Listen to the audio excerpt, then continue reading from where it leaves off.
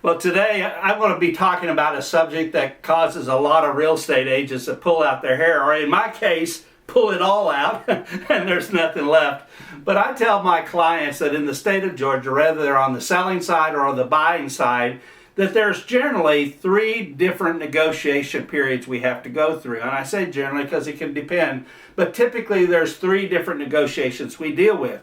The first one, of course, is on the price of the house, and once or the property, and once that's agreed upon, then we can go to step 2. And step 2 is typically the due diligence items. What are the items that need to be taken care of so that both parties are happy with the transaction? And that's a long process, and we can talk about that in more detail at another time. But the third thing, if we get through step number 1 and we get through step number 2, step number 3 is the appraisal. Typically, it's at this point that the mortgage company orders the appraisal. Now, hear me out. The mortgage company orders the appraisal. Now, what is an appraisal? Well, literally defined, it is an expert estimate of the value of something. It is an expert estimate of the value of something. Now, I'm pointing out expert because surprisingly, your real estate agent generally doesn't appraise your property. We can do a comparative market analysis.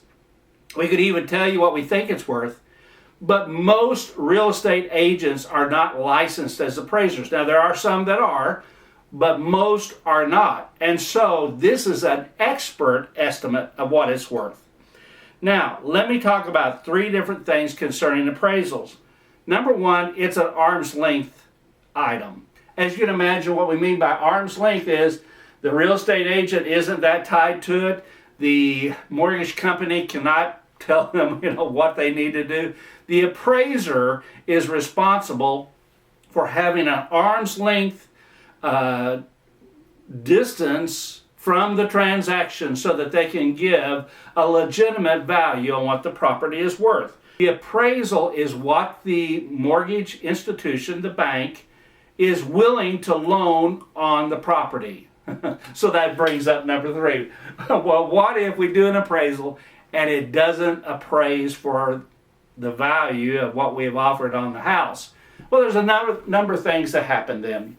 1, sometimes the sellers go, well, maybe it's not worth what I thought it was worth, and they lower the price to the appraisal.